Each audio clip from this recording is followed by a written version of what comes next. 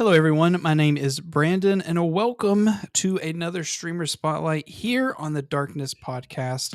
I have a very special guest. Their name is AffinityAmes, and I found them on a random whim a long time ago, and their community is flamboyant and amazing, and it actually blows me away every single time. Not only I'm in their Discord, but I'm in their chat. Um, it's pretty awesome. So we're going to hear from them in just a moment. But before we do that, I just want to go ahead and say thank you for stopping by. Please, while you're watching this, comment all through stream already. The people are already commenting. We're going to be able to pop up some comments here as well as ask questions. We're going to scroll all the way back up. So even if you ask something right now, we're going to be able to ask Affinity Aims later. So please make sure you're dropping all of those in the comment, be like all big hypes and everything. And I have to also say, if you need anything, please make sure you go over to darkandcyrus.com for any kind of coaching or courses or anything to connect with me, and hit me up on socials if you as a streamer want to be a part of this streamer showcase. Now, without further ado, I'm going to bring Affinity Aims on right now, and we'll get this started. Oh, hi, Hello. friend. Hi. Hi, friend. Hello, friend. How are you? I am great, friend. How are you? I'm so good. Awesome. So this is Affinity Aims. I have to ask before we even get started. I'm going to ask you the exact same question I asked Wax. Probably some kind of like I don't know tradition. Okay. Please, Pokemon game. Have you played? And if you did, what was your very first Pokemon game? Um. So listen, not very old. I'm a little youngin, and I was not a gamer until I was about 14, 15, and my first Nintendo product was the Wii and then the Nintendo Switch. So I actually got um Pokemon Sword and Shield was my first actual Pokemon game. Whoa! Yeah. Seriously? Okay. Seriously, that Okay. was my first Pokemon game. All right. Starter. What did you choose? Do you remember? I chose the fire one. I forgot which one it was. It's The been so fire. I long. have no clue. I don't know anything about No the newer clue. new gens. No idea. It was. Oh, it was the big fire bunny guy. I The loved the bunny. commercial because it ran around with the little bunny and the little, Yeah. yeah. I know what we're Yes. talking about. Okay, Yeah. So all when right, I first got the Switch, I bought that game with it because it came with got it it, was like a deal. So I got ended it. up So playing you get, Pokemon for the first time. hey, that's fine. Okay, so let me go ahead and do this. Please take this opportunity. The floor is yours. Go ahead and tell the audience, the people who are listening, who are also watching it live right now, tell them about you. Give us an overhead and leave all the spicy stuff in because I'm going to ask. Okay. So I'm from Australia. I did my first ever online content when I was 13. It's still on YouTube to this day. It's one video and I never tell anybody about it. It's on a very old username. Um but I then started streaming so only about a year and a half ago and have grown very fast, and it's been an amazing journey. I've grown so much, made so many good friends, also lost some friends, but it's all part of the journey. And I love making friends with everybody. Th- Everyone's so sweet. um, Everyone in my community almost has like this protection around me as I'm quite young. But they're my favorite. Every single one of them, my favorite people. that, that's about it. I play lots of video games, but I'm really bad at a lot of them, especially the survival ones. I love it. I love it. Okay. So let's unpack of it. Let's get into the nitty gritty of it. Yes. Being a content creator, okay, is something that is a choice, and it's something that hey, one day I'm gonna go live. Okay, it could be as simple as doing it from your phone, from a console, from whatever. Okay, why, why did you become a content creator? Why did you start being a streamer? What led you to it? Was it a person, a thing? Was it a thought? Something like that. So I was first introduced to Twitch about 4 years ago, and was really obsessed with this one creator, and I mod for him now and have been for a long time. And I became really close with a few people in his Discord that we became like would talk out of his Discord and all sorts. And through that, I told them I wanted to be like on YouTube and stuff since I was like 13. Um, and that they said, well, you should stream. And I thought, well, I guess that makes sense. I'm not really that good at video editing. Still need to learn now. And they said, do it. We'll do it at the same time because I've been wanting to do it. So her and I started at the same time and helped each other out for a long time. And now it's just something that if I'm not doing it, I feel almost like lonely in the world because this is what I do. This is where my friends are. And now I can't imagine not doing it. Got it. So is it like a sense of guilt? Like if you're not doing it, you're like, oh no, I'm not playing with my friends or I'm not No, creating. because I play if I'm not streaming, I play games with my friends anyway. Um, but there's such a variety of different personalities in my community that I just always wanna spend time with them, different people, and if I'm not, streaming, I'm just, like, playing games on my own or with a couple of friends. I feel more fulfillment getting my socializing in, which is not very easy for me. So, Got it. it's just part of me now. It's part of me, so I wanna keep going. Love it. Okay. So jumped into it, started doing it, had someone alongside you, etc. Creating content, editing videos. Are you still creating videos? Is there a consistency? Do you have a schedule? What does that look like in the day of Ames? So I work a lot. I'm a support worker for autistic kids. So that takes up a lot of my days. Um, but I haven't been creating videos because it takes a lot of time. My family dynamic is we're very close. So me spending a lot of time on the computer away from them is not something they're super keen on either. So I do want to start spending more time on it, and I do have the capacity in the coming weeks and months to be spending more time on it. Just previously, I hadn't had that time. Yeah, totally. I mean, balance is important. In that same Yes. case, if you throw everything into it and you're like, oh, I'm fully committing into this, and then you eventually burn out and you hate it, and you never come back to it, you've lost that. So balance is key. It's absolutely key. Um, Yeah. I love this. Are you watching chat as well? Yes. Okay, good. Okay. By the way, we're watching chat again. If you have questions for Ames, please ask them. We might jump into them as we see them. Okay, so a lot of things to unpack there that you went ahead and went to.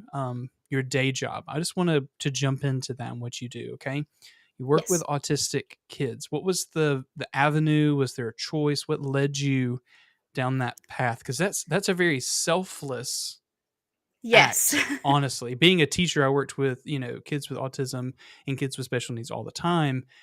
But that's it's a very giving Oh, yeah. opportunity.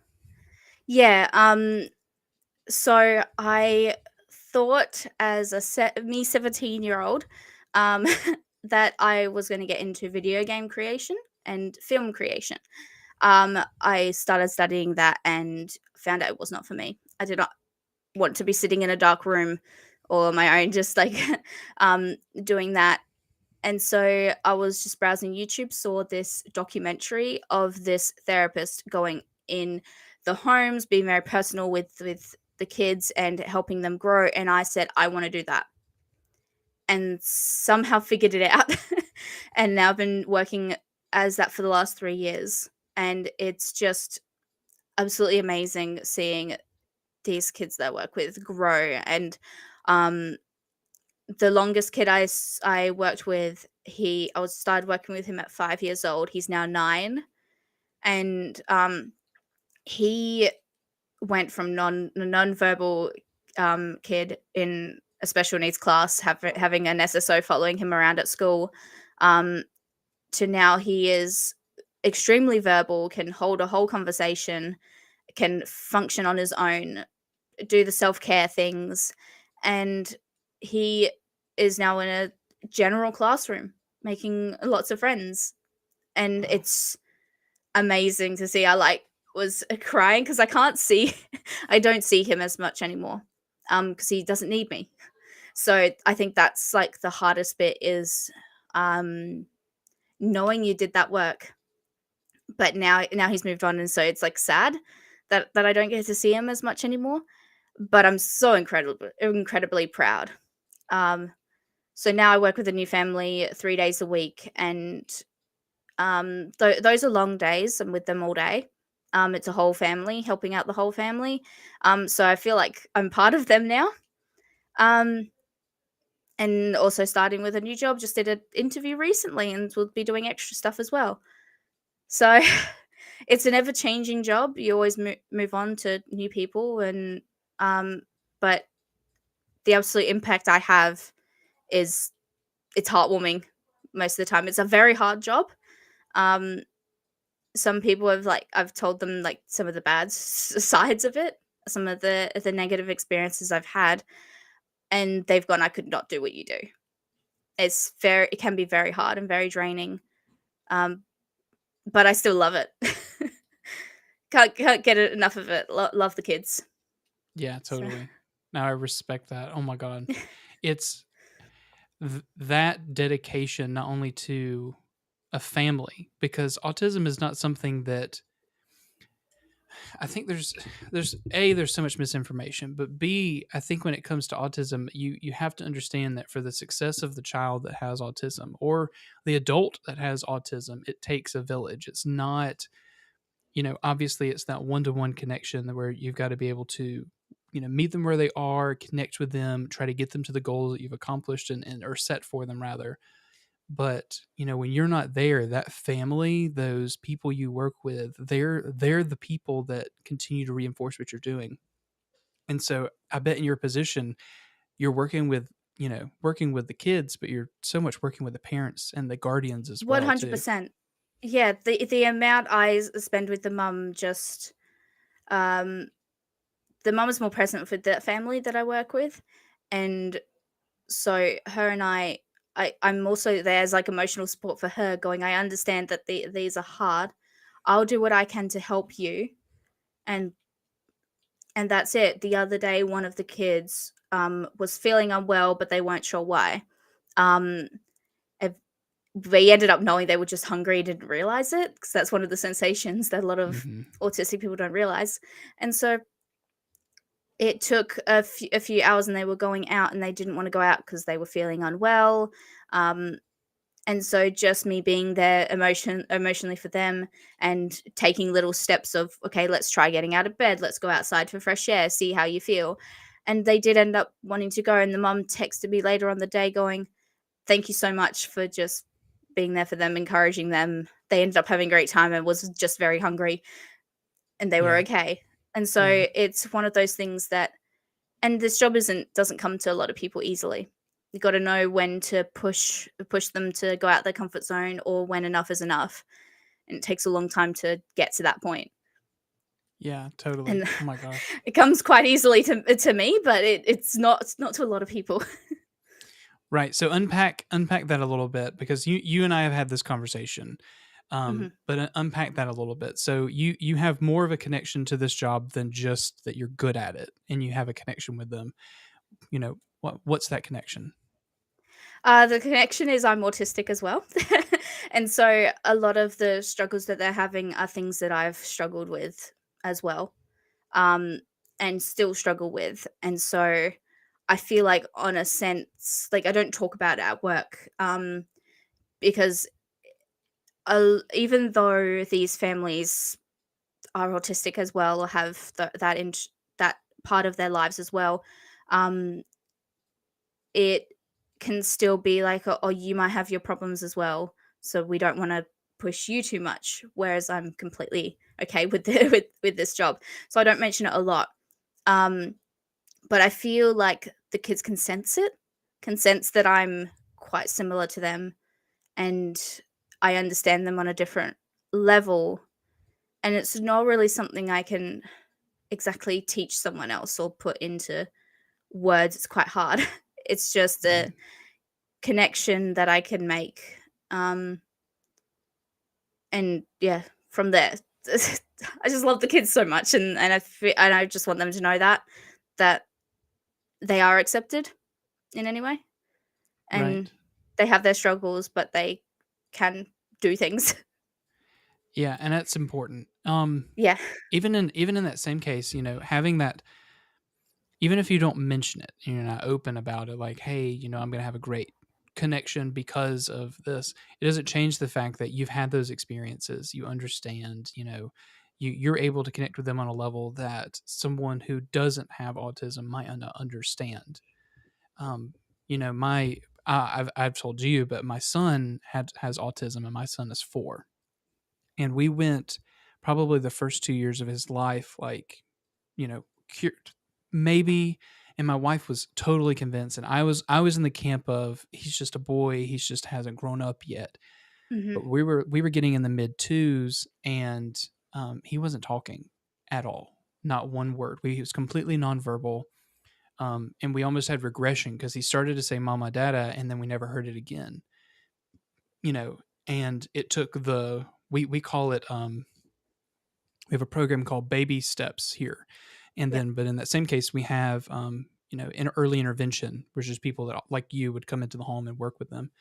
And so we got him into services, we connected him with the right people, but now he's, oh my gosh, let me just tell you, we did math all the way through his 20s and 30s the other day. He knows every single planet. He knows every single color of the planet, what order they are, and Pluto, which is not a planet anymore. He knows every single dinosaur that you could possibly know, um, and comes up and shows me all the time. It's crazy. He reads. He's not even 5 yet. He reads.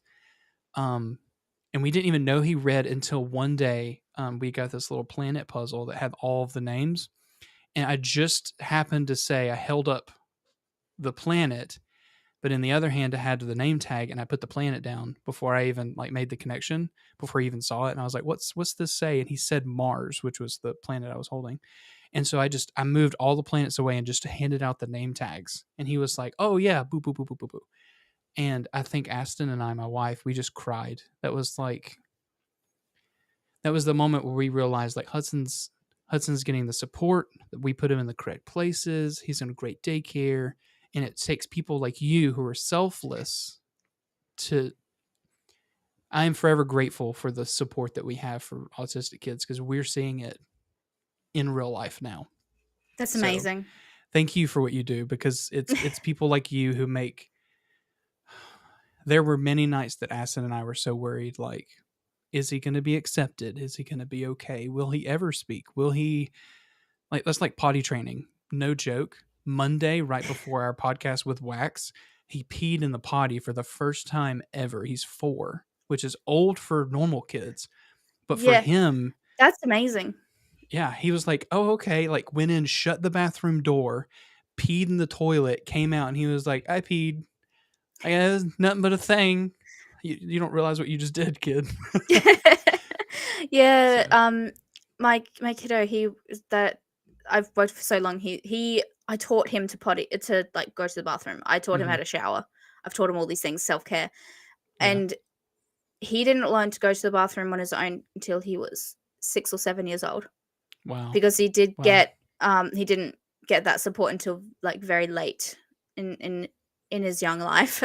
Um, but it was so much of a struggle, and I still remember the face he made at me when I put peanut butter on his arm to practice wiping. Like, so he looked at his arm and was like, "What the hell did you just do to me?" You just destroyed my arm. Yeah. Yeah, and so for a while I had to do it on mine, and he was like, "Oh, you got dirty. Let me fix that for you."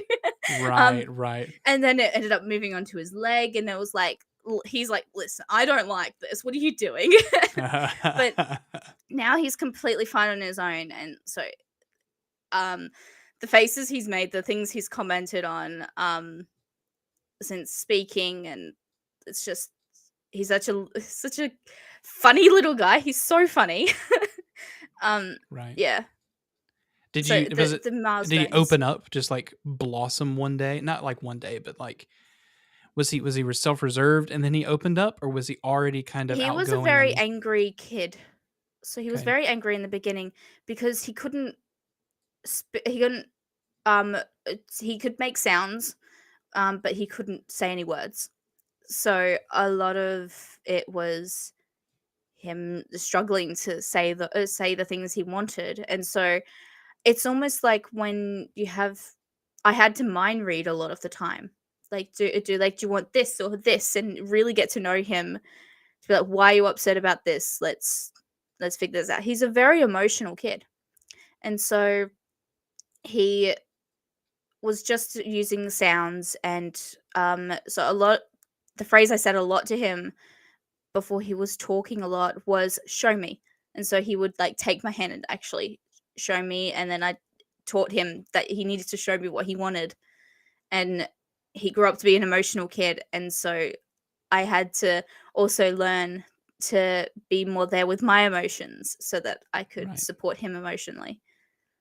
right, It was hard. It was definitely hard for a lot of the time, and you just wanted him to stop like being upset, and it's okay that he's frustrated, and it was very hard, but yeah, he's grown so much. So when I think back, it's just crazy how much he's grown. yeah, that's amazing. I love that story. I love and even, you said, like, you being able to learn your emotions to connect with that. Learning that you had that diagnosis, I think you said you were 20 when you had the diagnosis, right? When you Yes. when you learned that you did you was it like, "Ah, like, that makes sense?" What was that process like? It was almost like the puzzle had finally like fit. Like finally realized what had happened. I'd struggled a lot with mental health over the years as a teenager. I even went to a facility in a different state for my mental health because I had what we now realize is an autistic outburst. I was so overwhelmed with things, and I was physically lashing out. Mhm. And so my grandmother suggested I go to this mental health facility for a couple weeks, and it didn't really help. At the time, Right. I thought I had ADHD, which I do, but I went there and I said, "Listen, I think a lot of my anxiety and a lot of the things I struggle with is because I have ADHD. And so I just struggle with these things. Can I get a diagnosis while I'm here?" They said, "Sure, we'll look into that." I never got it. And so this facility ended up being useless to me. I came home, I was um, calmer because I didn't want to go back. I think that was a bit of like, I just didn't want to leave again. Yeah. Um, and so it was another couple years of being really stuck in my head of, I know there's something different about me. I know there's a struggle here that I don't understand. And I just really was unsure of what that was. Um, then my 19-year-old sister a couple years ago, she was having trouble in school, and I grew up homeschooled, and so nobody really like, it was just the my family in the house. My parents didn't really notice anything different about us until my sister went to school, and then the school was like, "Hey, there's something off a bit here," because she was struggling a lot with study and the time management and all sorts. And that's when autism was first discovered in our household. Wow. And Wow. so then I went and got a diagnosis. So that sister has one. My youngest sibling also has one, and all of us have ADHD. So it Wow. was Wow. very hard for my parents as well because were unaware for so long, Yeah, yeah. and now it's just all dumped on them. So it's like Wow. hard, but it's been so beneficial now. Um, I now see a regular psychologist that I can afford to see, um, Right, right. who helps me so much, and all sorts of help now. Um, and so with my work, I now also fit in therapies for myself, um, which Awesome. I speak quite openly about. I could go on forever of all the different therapies I've tried in the last 2 years. Right. Um, we've had some struggles, like really frustrating. We have occupational therapists. I don't know if that's everywhere in the world, but We had um, Hudson had an occupational yeah, therapist. we had this agency of occupational therapists. We had them for 10 months. We were working with them. We made zero progress. Mm, There are a lot of agencies who are in it for the money, mhm. and there's not a lot of progress there. So Right. that was very frustrating for me because I felt like I was spending this money. They were coming, but then weren't really doing anything. And so it was quite frustrating, especially as an adult. A lot of the times people will say, well, what do you want help with? I'm like, I don't know. I just know there's Mm. something wrong. I just know that I have these struggles. Like, you Right. guys, I know that for kids, it's a bit easier to be like, okay, we need to teach them how to speak better and like get their verbalization better. Sure, sure. And I think it's easier in a kid environment. Um, but as an adult, it's just so hard because I've been doing things a certain way for so long Yeah, yeah. that I And still it's want to change it, but it's also getting out of that habit. yeah.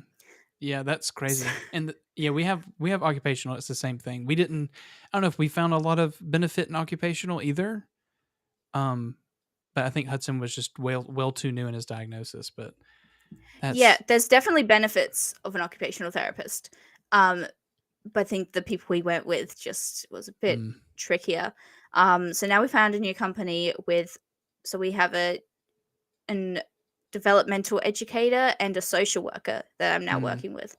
Um, and immediately, like, so we first had a meeting with them, and they were really nice. We liked the things that they said. Then when we decided to go with them, um, they said, okay, now let's talk about the things that you need help with. Oh, this is something we can help with. Okay, we'll book next week. We'll do this next week. wow. And so we did Wow, that. that's good. That's good. So good. Yeah. We have a support worker that works with myself and my youngest sibling, and she's absolutely amazing. She did more work with us than the occupational therapist did. Wow. Um, and so we were like, we want these new people to meet the support worker because we love her. She's great. She's doing so amazing things. And Mhm. so they were like, okay, when can we meet her? The occupational therapist never communicated with her. And so Wow. immediately we're like, this is amazing. You're communicating. The absolute support there is awesome. And I'm also Yeah. doing stuff with them next week. And so it's just, I'm not getting my hopes up too much because I've had such disappointment, but I do really hope that it goes well. Yeah, But each totally. week they're booking stuff with me to, like, each time they're like, okay, we noticed this little thing you said, let's work on that next week. So Good. it's amazing. I'm glad they're listening. That's amazing. Oh yeah. And I think in that same case, that I was gonna ask this, you said 3 sisters? All 3 of you were diagnosed? Is that right? Or 2? Yes. So I've got 3 siblings, so there's 4 of us Right. in total. Right. Um the third out of the 4 of us is probably autistic, but she doesn't want to admit it. Right, Um, right, okay. she's also way more sociable than the rest of us. Um, so she doesn't think so, but we are all ADHD, Right, okay. and So 3 of all of us you autistic. right. So do you all get services from this you said, like, you shared services with one of Yeah. your siblings, right? Do you all group together? Are you seeing as you're an adult, you kind of service your own stuff? So we in Australia we have something called NDIS, which is a National Disability something something. So Sure. it's money that you can apply for if you have a disability to pay for services. Sure. So I have my own money for that, and then um my siblings have that as well. The one who doesn't want to admit that she's autistic is the only one that doesn't get that money because um ADHD isn't considered of like a really high like disability that needs Sure. money for it because you can Sure. go on meds for it. So they don't really count that. Um, which sucks, but I think they're becoming more open towards it, but it's still a work in progress. But so the rest of us get some money to help with supports, and so I'm able to see a psychologist every week. I'm able to work through feelings of different things. I'm able to have all these people come in and support workers. The reason my youngest sibling and I share a support worker is because we're both comfortable with her. Mm-hmm. Um, it's hard to find someone you're comfortable with, even as an adult as well. It's a bit hard because um, a lot of the support workers out there are around my age, so it's almost like a bit weird but I also don't want someone that's like my mum. I don't really want that either. You want So it's relatable. very yeah, I Yeah. need them to be relatable and someone I can talk to that I'm comfortable with that can help me where I need to. Right. Right. So we share the same person, but like we do it on different times, different days. So we're not doing stuff Sure. together. Still Sure. our own stuff. But yeah, she's amazing. We love her. Awesome. Well, let me ask this one. This one, Yeah. this is a personal question, not like to you, but it's from my experience. How long when you realized like I need to get diagnosed? What was that time from that to the diagnosis? How long was that? Um, I thought I was at least ADHD when I was 16, 17 years old. So and my parents sort of like pushed it off. They were like, "Nah, you're fine." Just like they were a bit like, "Oh, you're hormonal." as, a female, they're like just pushing Uh, that off. I hate that. it's Um, hormones. yeah. So there was that for a while. Then as soon as my sister got diagnosed, my mom was like, "Oh, Christ, there's so much like that you guys are presenting with." And so when she realized that, it was like 2 months later I was diagnosed. Wow. Wow. Okay. But the only reason it was that quick was because she called them and was like, "My kid's not working. My adult child's not working." She was They're lying, broken. but she was They're like, broken. "They're broken. They're so broken." It's all these things they're struggling with. We need to get them Oh, diagnosed. Um, so they got us in much quicker because my mom was very pushy. She's very good right. at being pushy when she needs to. Um, Hey, there's and that. now That's even good. she's autistic. She got herself a diagnosis, and she's Wow. like, "Wow." So Yeah, it's been a that's big crazy. adjustment in our family. Well, and Um, it probably an easy way to start realizing, like, this situation that happened in our family, we can understand why now. And yeah. I don't know, maybe it adds clarity to some situations Oh, that have occurred. 100%. Now we realize that we're getting overwhelmed when we go out for a long time because of all the lights, the sounds, the thoughts of you trying to do things. The amount of Mhm. times I go to a shopping center and forget what I need to actually get because everything else is so overwhelming. It's Sure. crazy. Sure, totally. Um, yeah, here we've had Hudson on a wait list for a year to be seen by a doctor for him to be diagnosed. But we've had Wow. pediatricians say yes. We've had his schooling, which he had to go like take some tests and do like some observation test kind of thing. And they're like, yeah, but we have to wait. We've been on the wait list for a year for an official diagnosis so that we can get ABA services. Yeah. So, which is, I can't, it's unfathomable for me to think that you're going to wait that long when you have access, but welcome to America. Yeah. Are you just on one wait list? Because I'm or you might be One able to wait put him on list. multiple? Well, no, this is the only place in the area. That's the problem. Wow. Then the next place Yep. is like 4 hours ago away in another major Yep. city. And so yeah. And I think the question we had to ask the doctor was the same thing, like, is this literally the only place that we can do this? And they're like, yes. Or you can drive here, but they're probably just as long. So Wow. absolutely crazy. But we were able to get like services. We could call and ask for stuff because they were able to come and observe and say, yes, he needs services, but not the diagnosis from the doctor that says yes he has it, from the pediatric associate people that do it. So we're still Yeah. waiting on a list to go for an appointment that will last however long. Yeah, I think my appointment went for about an hour, so it was a long questionnaire. Mm, And then I had to go to a completely separate person for my ADHD couldn't do it with the same person. It was just crazy. Wow. Wow. I wanna Yeah. show chat. There was a piece that popped up earlier. Running Water says this: My son has autism and didn't speak normally. He spoke in sounds and tones to communicate. We had therapists teach him sign language and help communicate. When he was 5 years old, he said his first 3 word sentence. We continued therapy for all I can't read the rest of it there. For of all levels, and he is amazing. He's 14 now with some small issues, but he's social and playing the clarinet and band. Oh, that makes my heart happy. That's amazing. He makes Oh, me so proud. I love that. it's sign language is just like such a good thing to teach. Um, in Australia, we also have a program called Prolo Quo to Go, which is I don't know if it's world. I'm pretty sure it's worldwide. But it's used a lot here.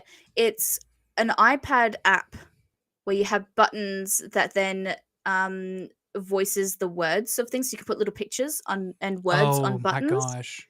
We have a different and name for it here, but that's amazing. yeah. So I see like especially a lot of like online personalities. The kids are carrying around their little iPads that like had, and I worked with a kid who had this, and I was like teaching him how to use it as well. Um, and so it's such a great program. So anyone who's is struggling with like their kid needing to learn to talk and things like that, Yeah. you Yeah. can categorize them, put their favorite activities in there, food preferences, snack things. Um, yeah, the only thing he would say in there multiple times was he wanted a Cheeto. It's like a little like chip. He would just keep going to his food and snacks. Chip, chip. Yeah. So Oh, you can use them on the iPad. There's also like little like booklets you can put together with like Velcro, so like kids can take it off of like hmm their little thing hmm and hand it to you, that sort of thing. I know people use that with their kids' favorite shows, so they have like a little TV booklet of Oh, I like their love favorite that. movies and shows.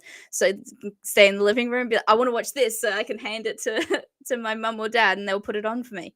So there's so many good things there as well that I would highly recommend very early on when your kid's struggling to talk. Um, yeah, that's Yeah. amazing. That stuff's And awesome. say that one more time. Prolo quo to go. Prolo Quo to Go. So, PROL LO, and then Quo, so QUO, and then to To go. go. Okay. Yeah. All right. I'm literally gonna look that up. But we have it. They sell I think we ordered something on Amazon which was cards or something at one Yeah. time, but we never really used them because by the time we were starting to implement it, Hudson started trying to communicate. Yeah. But now he's communicating and like we have McDonald's here. I'm sure you guys have McDonald's. Yeah. But he says McDonald's is his way of saying it. So there's different ways that he says something but we understand because it's just. Yeah. And we did plenty of sign language. Like he still does when he says please, he does please, and more and all of that stuff. We started off with sign language and that was how we were able to communicate with him. Then we were able to Yeah. implement more. I will say that program's very expensive, so, like, if you do end up, like, getting a diagnosis and, like, government assistance for therapies and things, I don't know how America's system works with all that, then I would Everything's awful probably here. invest in it. I assume so. It's really funny. So when I got my money to help me, because I'm an young adult, like still living at home, and I've had all these struggles, they gave me way more money than my siblings. Mm, My youngest sibling is 12, and so because they're 12, they're like, oh well, you should have gotten like help earlier, so like now it's up to you. So she has like hardly any money, and my mum's that's like, you're just leaving me awful. on my own. So yeah, we've spent a lot of their money on getting like reports done by specialists to be like, hey, they need help in this area and this area, um, to then take back to our government and be like, listen, we need more help than this. Right. So like Right. depending on your age and depending on the diagnosis you get different money. Yeah. Um, So Wow, yeah, my that's 19-year-old sister also got different money, but she got a lot. She got money specifically for transport because she was struggling with the anxieties and not wanting to get her license. And so they were like, "Listen, we'll just give you money to Uber everywhere." So she's got a lot of Uber money. I love that. Yeah. That's fantastic. Yeah, Wow. so I don't have Uber money, but I got money to buy noise cancelling headphones and Mm, I needed a psychologist, so I've got money for that to last for the next 2 years to see them wow. like every week. I Um love that. Good for and other you. stuff. It's been so helpful. Wow. Even though I just talk about my feelings, the fact that I'm so like I'm much more aware and even my family's Right. noticed that I'm more aware. So, Well, good does for you. wonders. Therapy does wonders. I love it. I think that's awesome. Well, I love that, and I'm glad that we went on this because I feel like there's a lot of people in chat. Armin Jace I know personally, and I do know his situation with his brother. You know, when we were talking about that app, he says my brother had one of those tablets that were a thing. Um, his brother is my age ish, so like Yeah. mid 30s. So you know, this was the 90s when we're talking about, right? But they had him record his voice saying different individual words so he could push the buttons on the device to speak sentences so that they could be able to communicate. I love that. The fact that Yeah. there it was support there. Um, yeah, he's 33. Yeah, I'm 33. Yeah, that's crazy. That's So, awesome. I've seen lots of like online stories where there was this one girl who she was becoming a teenager, and so they changed the voice on the program from like a kid voice to a more like an older voice. mhm. And so that's like her voice. So like the iPad is her voice. So they would um Wow. and I even saw another story of like a sibling whose younger sibling used the app, but they like their sibling was getting older, so they said, "Hey, record my voice for my sister." Right, right. And so they recorded their voice for the program and it got implemented and I'm just like That's that's so amazing. great. That's so great. Especially it'd be comforting too, especially if it's a Yeah. sibling that you know you love and you trust and you're because that's a big part of what we've learned with Hudson is trust is a very important piece. Oh yeah. Very not easy to trust.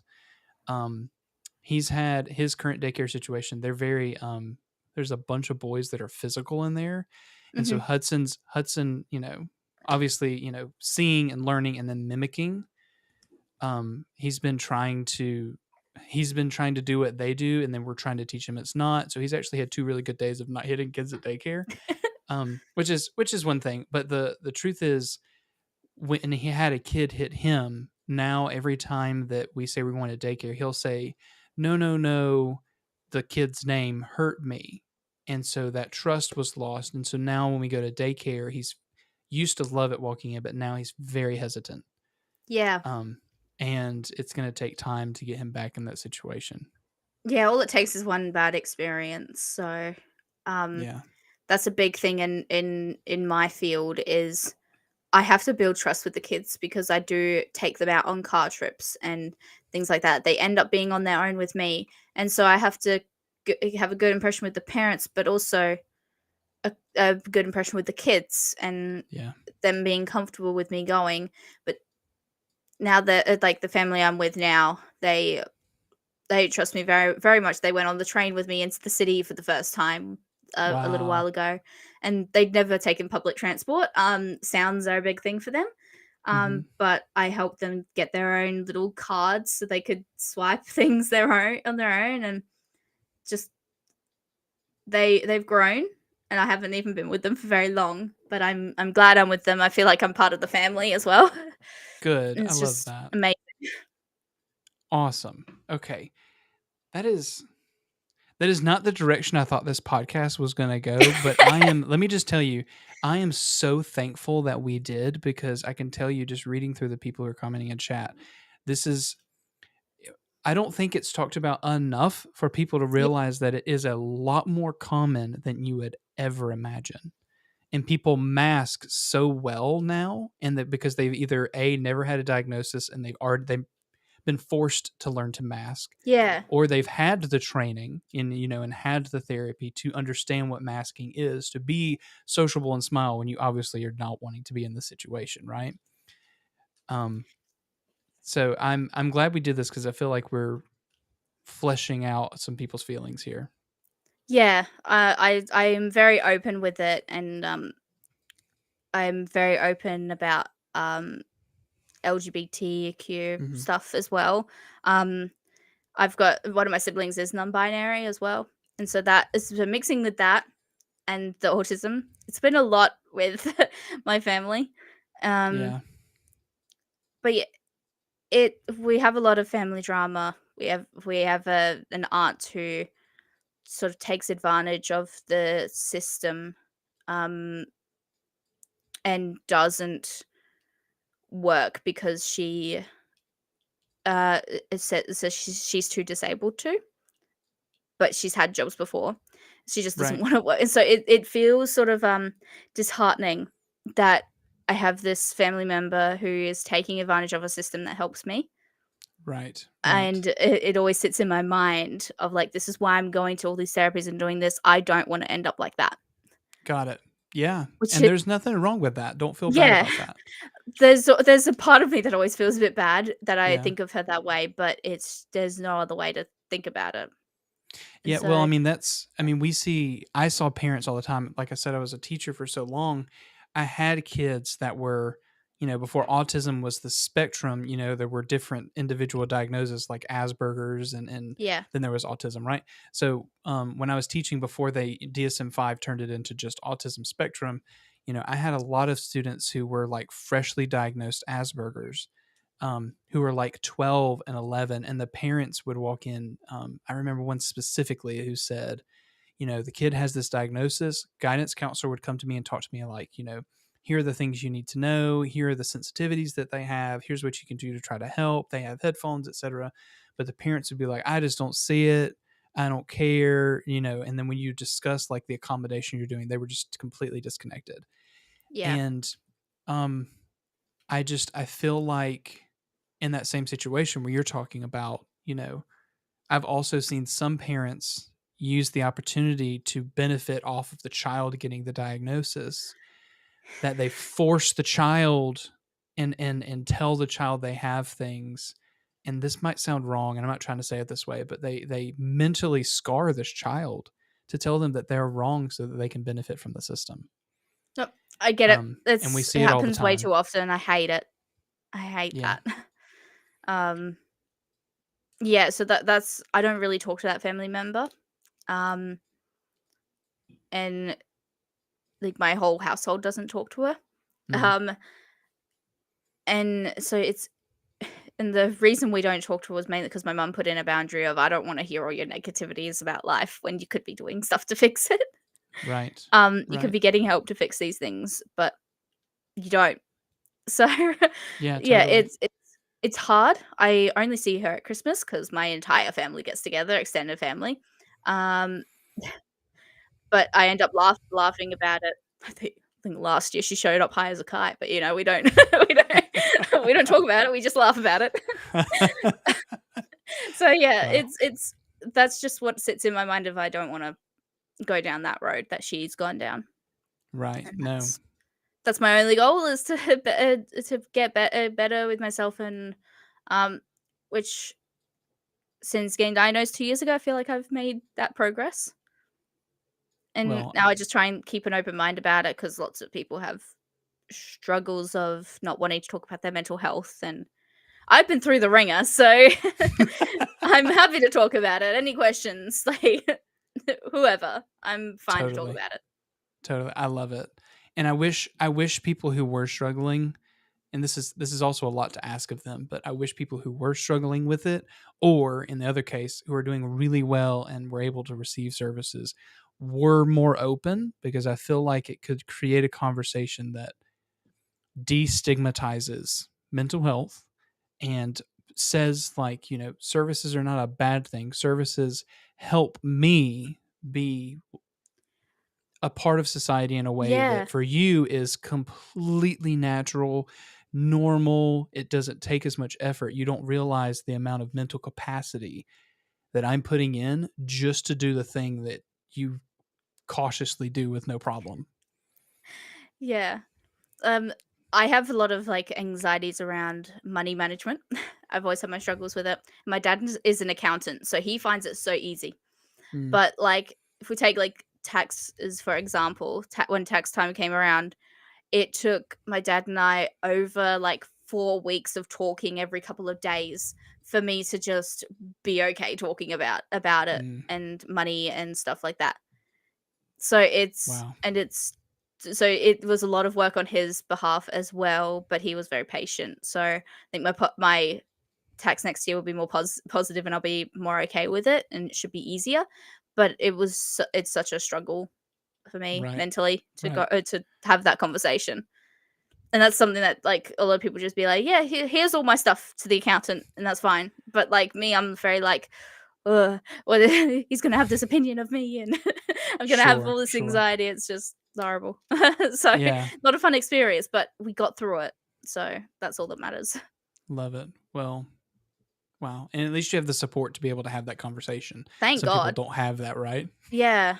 Thank God that I've got an accountant for as a dad. Like, so I think it would be much harder if I didn't have him in that position to help me.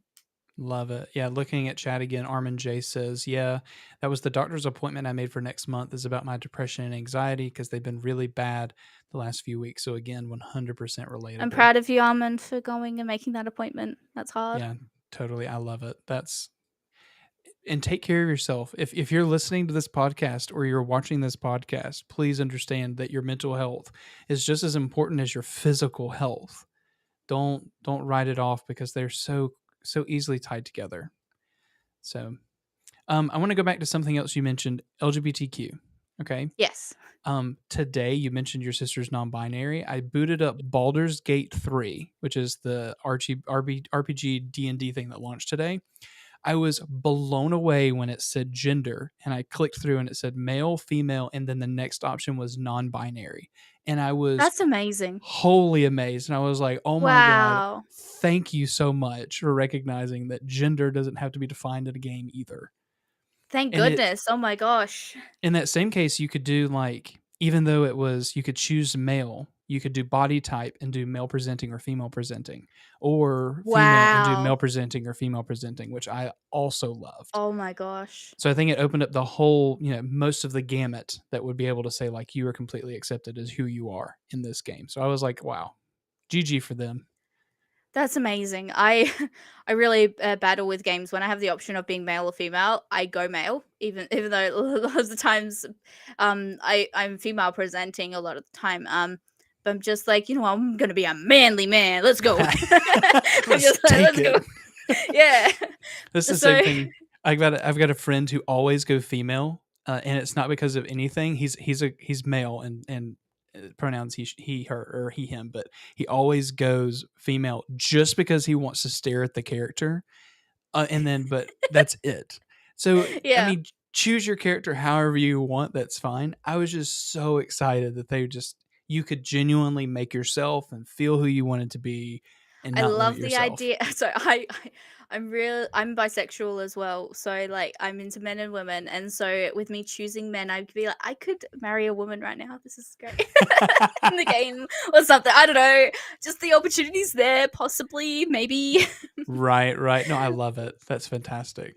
Yeah, Yeah, so I just wanted to say that because you mentioned it and I was like, this was today and I wish more games were just immediately either remove gender as a concept and just have a blanket character or just be able to make every option. And I liked that. Male, female presenting, and then also having the non-binary option so that you could be able to yeah, say, I'm this gender with this presentation. I can be trans in this game with no problem. I loved it. It was fantastic. yeah. I love that. Yeah. So my sibling came out as non-binary just over a year ago. Mm-hmm. Um, they didn't know what it was at the time. Because they've always struggled with um so if their name's Finn. They went through a name change. They've been on my streams before, so I can mention their name. Sure, But sure. they were struggling for years on just being comfortable in their own skin and clothing and all sorts. And on my mum's birthday, we went thrift shopping for her birthday, and so everyone was like buying clothes, and Finn was not comfortable at all while we were doing it.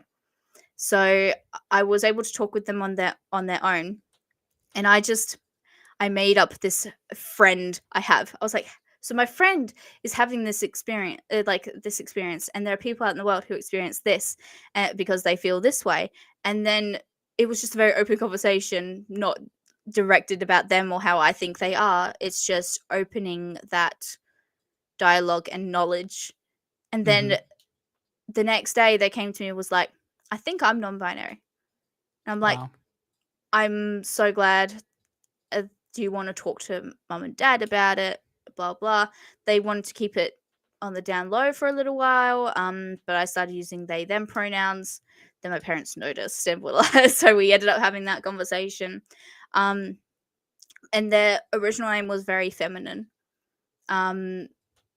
So but it became a family event of everyone sitting down and sort of brainstorming new names for them because we all Oh, had an input on wow. their original one. Oh, I love And that. so we had a few, and so they tried out one name for a while. It didn't really stick, and now we've got Finn, and Finn just stuck with everyone. Right. Um, and so I think that made it so much easier for everyone in the family to, even extended family were a bit iffy about it, but at least our household could, because we all had that input and we all participated in it, like we did with their original name, their birth name, I guess. Right. It's because they are so much more comfortable in their skin now. I love it. They wear a binder now and all sorts, but they're just comfortable being who they are. And then the autism thing came it was there too. So it's just the whole house It's a has lot. become very in all sorts of different buckets of the Right. world. Um and yeah, so I um am not necessarily as vocal about what my pronouns are. When people ask, I go whatever you think. Because I just want it to be comfortable. If you want to use they them, go for it. If I'm more male at the time presenting, go for it. It's funny that people look at my username, they automatically assume I'm a guy. Um, Really? really. Wow. Oh, okay. So just in Twitch chats, I'm like talking and people are like, this guy, other guy or something. But I also say things in chat like I'm just a silly little guy. So Right. so that You kind of probably lend also yourself doesn't to help. it.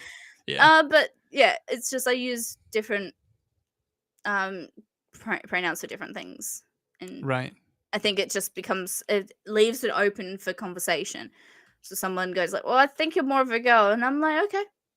Yeah. like, Okay. you're looking very much like a guy today, and I'm like, yeah, that happens.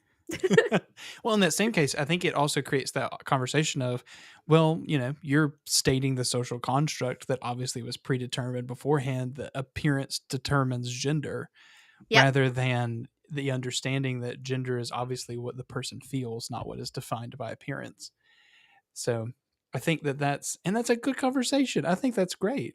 I mean, even I asked you before we even started, I even said, like, what are your pronouns? And you did say, whatever you feel. And I still refer you to you as they, them, just because I've had students who were, I had a student specifically who was he, she, and then they went they, them, and then they were he, him, and then it Hmm. was she, they, and it was very much changing. But obviously, I made mistakes. But when you changed, she was changing every single week, kind of a deal.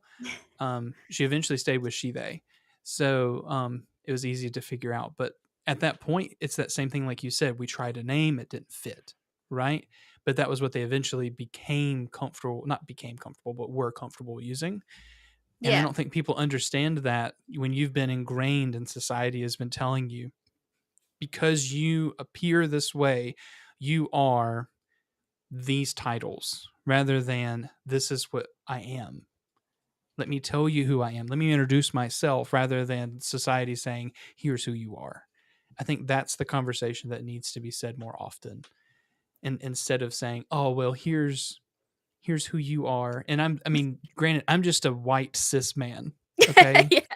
saying all of this, but it didn't change the fact that I saw way too many kids being treated wrong. Like we were even starting a GSA at school right before I actually left teaching, which was important because kids were barking down the hallways at students who were presenting in the other gender than Mhm. what they, biologically they felt they needed to be, as well as gender relating, should have been presenting, and they were barking at them walking behind them in the hallways, and they were not coming to school because it was an unsafe community. And so we created safe spaces in the school for them to be able to walk in, be who they are. Here's the name you need. Here's the pronoun. Great. Create a name tag that says all of that. Stick it on so that when we're in this room, we know who we are. And then you walk out. If they don't say that, that's fine. You know where you can come. Um, That's and awesome. we felt like that was really important. And it was like me and the drama teacher, we had this safe space. And so they joined our programs, and we blew up because of all of this stuff, because they just realized that, not that that was the point, but they realized that people cared, and it wasn't stop letting the world define you and let you define yourself. And that's what we were Yeah. really important about. Plus, why do you want to know what genitalia I have? Like, calm down. Yeah, what's your problem, creep? What are you doing? Yeah, totally true. And why does it, in that same case, just making the statement, why does it matter? Love is not about Exactly. genitalia. So, Yeah. again, a white cis man saying this, but I'm just. Anyway, I'm passionate about this because I saw so much pain and hurt that didn't make sense to me. So I'm glad you brought that up. Yes. There's two things. Oh my gosh. Yeah. Go for it. No, you're fine. That's two things. We still Yeah. haven't even talked about anything with Twitch streaming Yeah. and your content. There's so much else to talk about. Yeah. Well, let me ask this. We're just at the hour mark. Are you good to keep going? Yeah, go for it. Okay. So let me pivot. Not that I'm wanting to leave them for any reason other than I want to make sure I cover the fact that you are a content creator who streams. Let me do this. If somebody jumps into an AffinityAmes stream, what do they expect? Do you play specific games? Who are your normal people that are in chat? I saw a couple of them. One of them actually earlier pop in and comment that I Yeah, remembered to see the JC, I face. love him. Yeah. Uh, um I met JC on VR chat and he thought I was a 5-year-old and now we're friends. So it was really funny. Fitting. Yeah, no, he thought I was a 5-year-old and then 2 minutes later decided to start twerking as Kermit. And you know what? It's one of my most popular clips. So from That very sounds like early VR on. chat. Yeah. He's great. So lately, so I'm a variety. I play so many different things. I really love my story games. They're just really important to me. And so it's like I usually try and do it be on a story game. Like a couple times a week if I can. I if they pop into my stream, I'm probably doing something dumb. Or I am really dumb. So I'm really bad at paying attention for the ADHD. So like something really important will have been said, but I'm too focused on chat. And then somebody else will be like, "You missed a really important thing," and I'm like, "Oh, What? oops. Okay, let's just Let me keep go going." backwards. Yeah, and I will always try and like break the game in ways. I'm like, "Can I do this? Can Oh I?" wow. Oh wow. um, one of my all-time favorite games is uh Shadow of the Colossus. It's under the Okay. an older game. I got a I don't tattoo know of it. it even. It's I was like, I don't know it. Oh my gosh, look at that. Hold on. so Let me make you big so people can yeah, see I've it. got a couple tattoos. So I got this one. I got a ghost. Okay. So this is like a symbol from Shadow of the Colossus. Chase is here. Sorry. And I've also got a Studio Ghibli tattoo. Oh, I love it. What's the other Um, one on your forearm? What was that one? The other the forearm? this other forum. This one. It's a little ghost with a cupcake. Um, It's matching with Chase's. Except Oh. his is has got a knife. So he and I got matching but not matching tattoos. Oh wow, I love it. Yeah, so I've been wanting to get these for a while. Um yeah, so he we got the matching tattoos. But yeah, so I just love the way games look. They're just beautiful. The games Mhm. are amazing and so pretty. I haven't been gaming for a long time in my life, so a lot of the older games like Mass Effect. I'm just going through at the moment. I'm in the middle of Mass Effect 2, and I'd never played the Oh games before.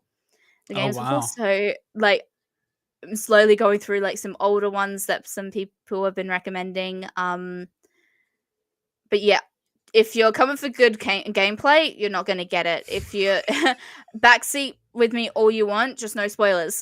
That's the thing. Backseat, but no spoilers. um, Love it. yeah. So I think I play Stardew Valley at the moment.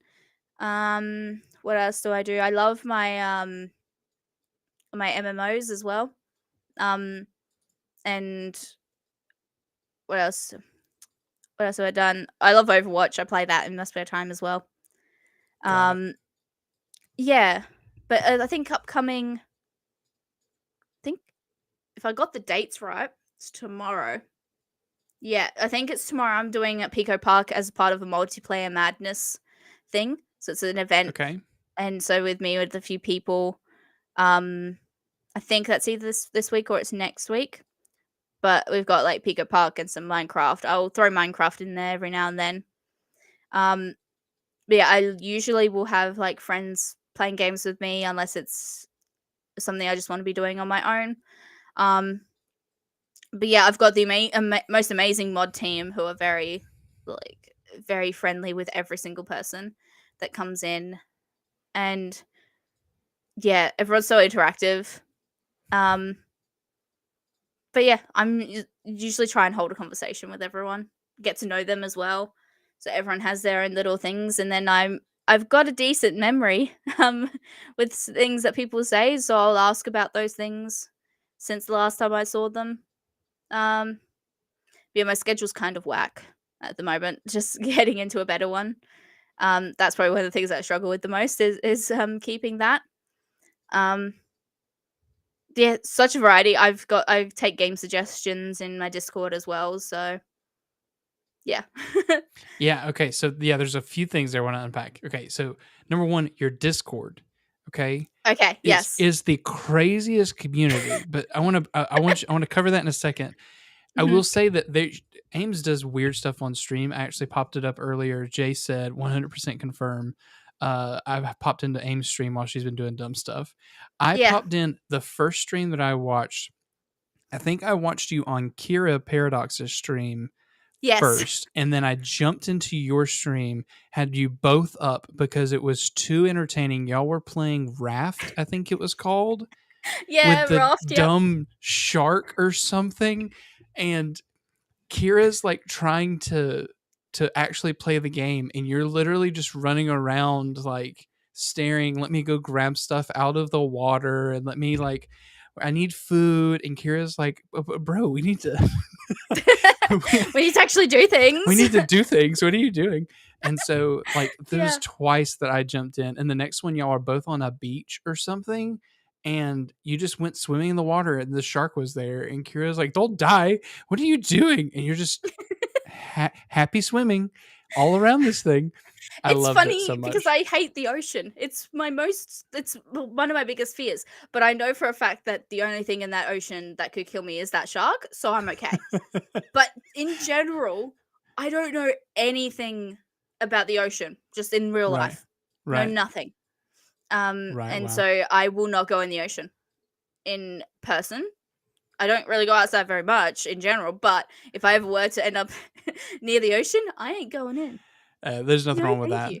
The beaches that are near here, people go in there. People, first of all, the beaches near here are full of like weird people. But in the same case, like the moment you step back and you look, you just see the shark, and I'm like, Oh no, I'm no, good. no, thank you. I'm good. Mm-mm. So One of our I most feel that. popular beaches in Australia, there are box jellyfish, Oh which are God. extremely painful. And they're just there. Uh. And so you could like just be in the shallows and there would be jellyfish just there floating. And I'm like, no, thank you. I Yeah, don't no live problem. anywhere near Just there, but I ain't going. paddle right past it. It's all There's good. a whole Yeah. show about this one beach we have of all the Oh lifeguards no. and the amount of people they rescue and the amount of dumb things people are doing. Oh, that's so Uh, stupid. there's Oh an my entire God. show about it here, and I'm like, no thanks. If there's Just an like entire a show about the amount of things that like lifeguards are doing and the yeah. amount of times they're like, that's maybe a shark, and no thanks. Okay, speaking of shows, and you're an Aussie, I have to ask this. Aston and I watched this show. I cannot remember this, but you have to know it the moment I talk about it. Oh, We okay. watched this. We watched this show on YouTube, and they had like voice changed it because they were like it was just literally full episodes of this. We were watching these people in Australia who were watching TV, and they were basically recording them in their Yeah, living room and their reaction. What was the name of the show? Gogglebox. That's it. Oh Yeah, my god. Oh, so is that okay? Is that like a normal thing? Does everyone watch it? Is it popular? it's very popular here. Um, Okay. so we I don't know if this is just general TV shows and stuff, but there's always in TV shows there's these like so with Gogglebox for example, there's the different families, and so Yes. Yes. Gogglebox is the best way to describe the different dynamics of different families in Australia. Right. So it's I haven't seen much of the show. I don't watch a lot of TV, but I've seen so many clips of it on TikTok and stuff, and I love it. It's so great. Um, and everything that those people say are things that my family talk about when if we were watching TV together. Like Right. that's family night, like nights watching television. Yeah. I And love it because there was a celebrity one at some point, but it's definitely not as good.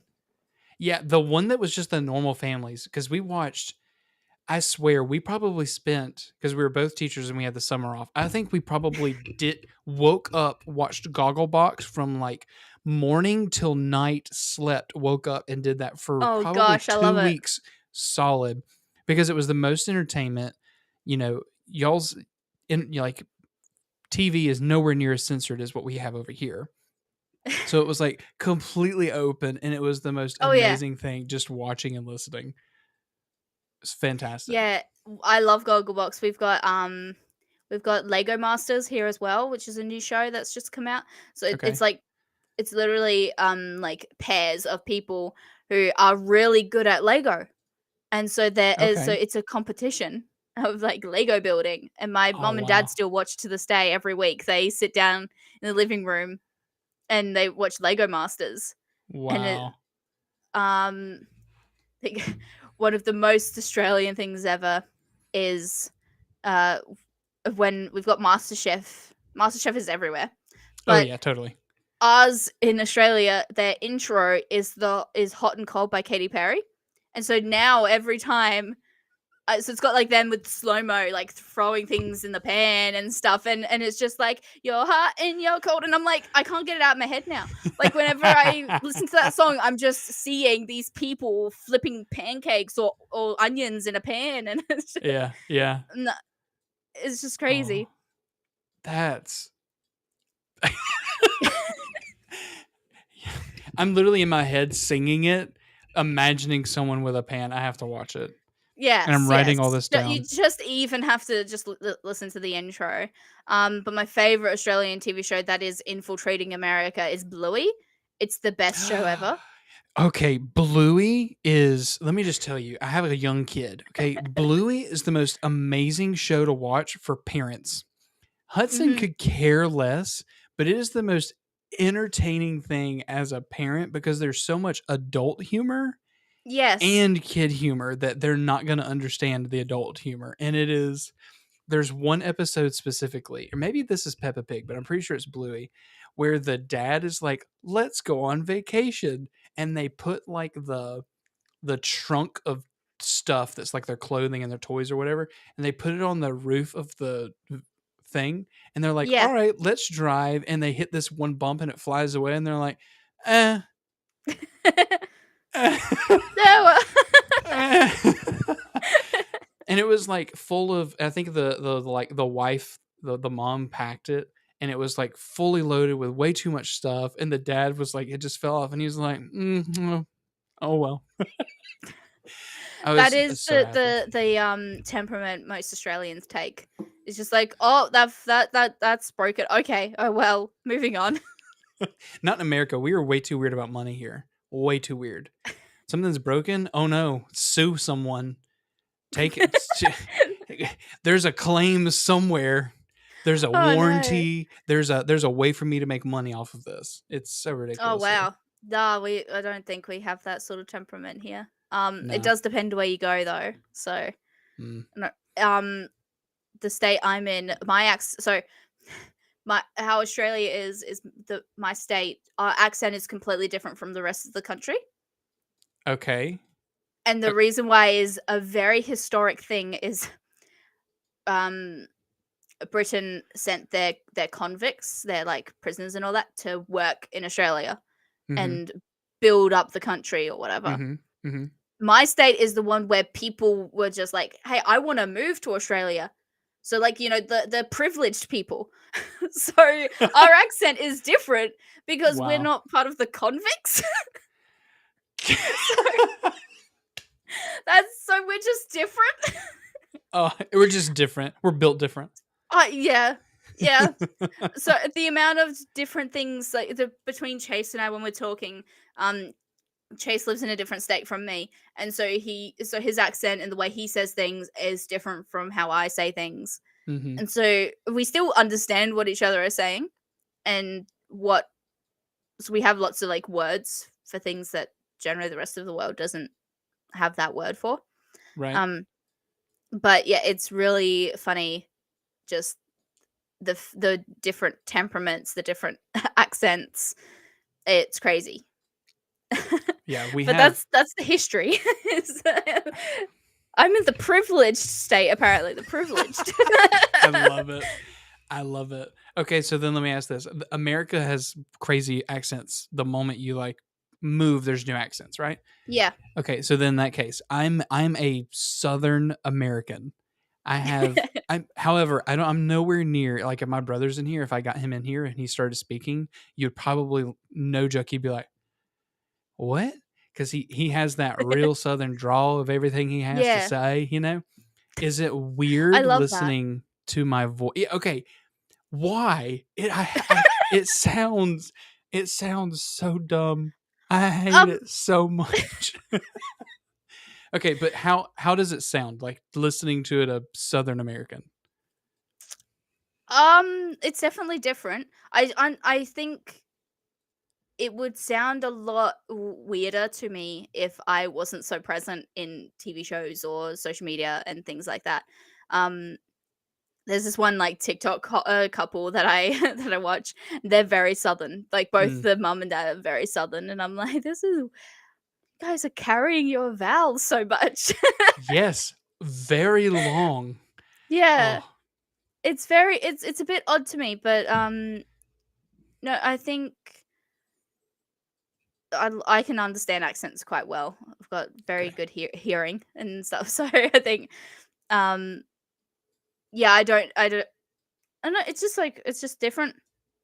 Like there's some things that you say that I wouldn't say. Like you said raft, I say raft. Right. Yeah, yeah. But Obviously, the that's flip of the things. yeah, Like you said, adult. I say adult. yeah. Yeah. So Okay. I think there's just like some accent, like just pronunciation differences. But um, I know one of my friends that I spend a lot of time with. He hears me say something. He's like, can you just say that one again? I want to hear that again. Like, he's just like one more time, and it makes me Oh, feel so self conscious. I'm like, what did I say? And he's like, no, it's just I really like hearing it. And I'm like, okay, yeah, yeah, it's fine. yeah, yeah. Aluminum. Aluminium. Someone in chat just put Yeah. we totally say it wrong. We literally forgot that there's another I in that word. Aluminum. Because we don't Yeah. even in the South here, we don't even say aluminum, we say aluminum. We say aluminum foil. Because it's literally we actually say tin foil, but it's not made of tin anymore. But um aluminum foil or oil for oil. Oil is big. Everything is Yeah. ridiculous here. Yeah. I think there's a somewhere. I think it's on my phone or something. I have this like saying of like, "Do you want to know the most Australian sentence? I've got you." And it's just somewhere. I don't know where it is right now, but it's just I have a sentence that I'll say to people, and it's quite funny. Right, right. Okay, so let's switch, and I'm going to ask you just a couple more things, not rapid fire, but I want Yeah. to ask you future stuff because I'm loving this conversation. But Yeah, I yeah. really feel like we could be here for 3 hours having a conversation. 100%. Yeah. I'm a Okay, chatter. okay. Here's what we have. You have the next. By the way, let me ask this before we do that. Do you keep a set of goals for the future that you've considered for yourself? Um so I've had a very like a goal that I'll be hopefully achieving very soon, and like my goals are very like short, Mm, because if I think really big, it's gonna make me have so much anxiety. Um, right, right. so my most current goal was getting a new PC, which I have now, and Yes. which is amazing. Um, which is there's no green screen behind me. So I used to be in a big room, and so I Mm, had the green screen as like privacy for the rest of my family, so they didn't see anything, or right. they weren't seen. Um, and so my current goals, since I have this computer now, is I want to do I'm going to do some YouTube content. Start like just recording and want to practice at that, because live streaming and making YouTube content is very different. That you don't get the live Very. responses, you don't get the um, community interaction immediately. And I want to uh, be doing stuff on YouTube, because there's like that opportunity to grow as well. Um, and I want to be doing more community engaged things, like just movie nights in the Discord, like just simple little things. People have asked for that, and I just didn't have the capacity until now to do that. Um, and yeah, so I've already got a couple of ideas. I have a separate little Discord like thing. Not a channel, just like a whole Discord thing that's got like I've got game ideas, I've got like YouTube ideas. So these are like it's a whole Discord server just for my ideas. Love it. Um Love it. Love it. and so I've just been writing those down. Yeah. Yeah, I was So the I reason I was going to ask specifically for that, like, because I know asking, too far out, it can be daunting and probably anxiety inducing. So I didn't want to say, like, what's your 5 year plan? Because some people don't think, like, I think that way. Like, I have a 5 year plan, but some people don't, right?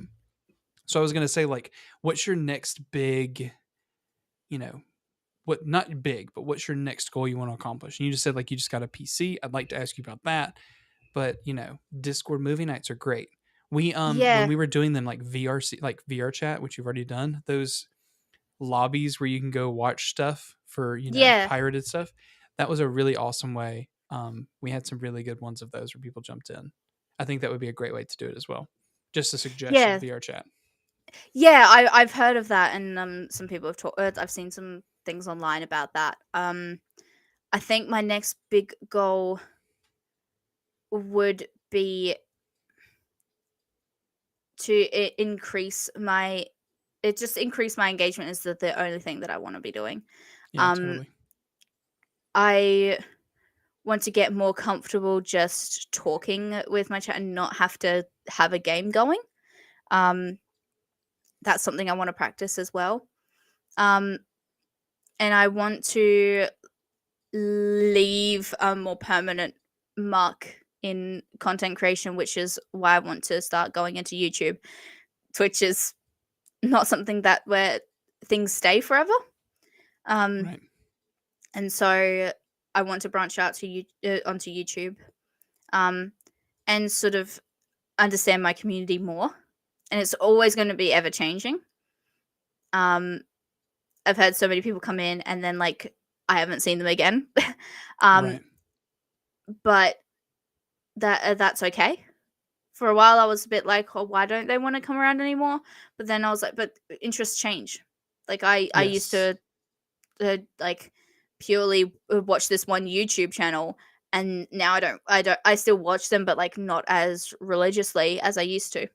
Um, so it like people's interests change. Um, Yeah. but I just want to grow my confidence. I want to be more animated in the way I do things. I'm so excited that I have a bigger space that I can like I don't know, play Just Dance or something. I don't know. See, we can Yes. see how that goes. I'm really bad dancer, but we're gonna ignore that part. Content. That's what it is. Content. Yeah. I So love it's that. just one of those things that really just I want to keep growing. I don't want to do the same thing over and over again. Right. Because I could get myself stuck in like I just want to play this one game, which in my off time I do. I just Yeah, play this one totally. game in my off time. But I don't want to be like known for one thing. I want to be known for me, and then me just goes with whatever. There it was. I was waiting for you either to say it or I was going to suggest it. Yeah. Yeah, content. Oh my gosh, the moment that a streamer, this is like the best advice I can give anyone. The moment that you separate the fact that Twitch streaming is not about the game you're streaming, but about the creator streaming it, it changes so much. Like taking the time and going to a just chatting stream and talking to your stream. Like take the first 30 minutes and do nothing but talk to your chat, and when you change to a game, you're gonna lose people. 100% is what's gonna happen because they're either not interested in the game or you're not fully connecting with chat. But the people who stay, those are your loyal super fans. And even though that Yeah. number is lower, those are the people who are always going to be there for you. That's the important people. And the people who are there connecting with you, those are your people who are all your super fans for you. I'm Maybe you convert so them. glad for those who do come around really often. I'm going to PAX in a couple of months. So we have a PAX in Yay! Australia. That's not Good. it's not the American one, but there's one in Australia. Yeah, And there's been a couple people who have said that they're going and they want to see me. And I'm I like, love that. that's like really amazing to me. Yeah, That there's even like some people who want to see me in person. that And is so I awesome. know every single one of them is going to say, "You're shorter than I expected," but that's okay. I'm extremely Oh, short. Everyone knows it, but then they see me and they go, "Well, you're shorter than I expected." I love it.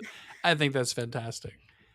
Okay, all right. So I love that you covered that. PAX is amazing, by the way. I Yeah, have only seen wonderful things. It's my like future to go to a PAX here in America. I've only ever been to TwitchCon, so yeah, I want to go to a PAX. I also wanted to go to yeah. We don't Linus's have thing. Twitch. Sorry. Oh, I said I wanted to go to Linus's thing, which is a tech Oh guy. yeah, that would have been cool. Um, but I yeah, that was in Canada, and I wasn't ready for that. Okay, PC. You built it. It's it's Yes. it's buggy. I have to ask because the nerd in me needs to know what's in your PC. Okay. Let me have the list that um. So I got Ryzen 5 7600.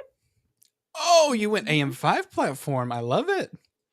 I think so. My friend put this list together for me.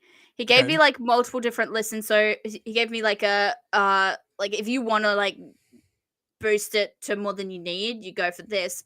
But if you want to like be more budget friendly, you go this.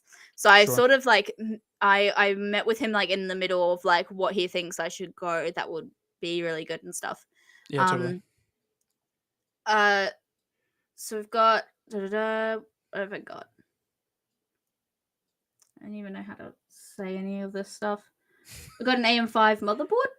Okay, all right. I think that makes sense. Yeah. I got a 32 GB RAM. I went for Corsair. Okay, all right. Da-da, uh, Samsung SSD. Okay, all right. For, That's a good choice. yep.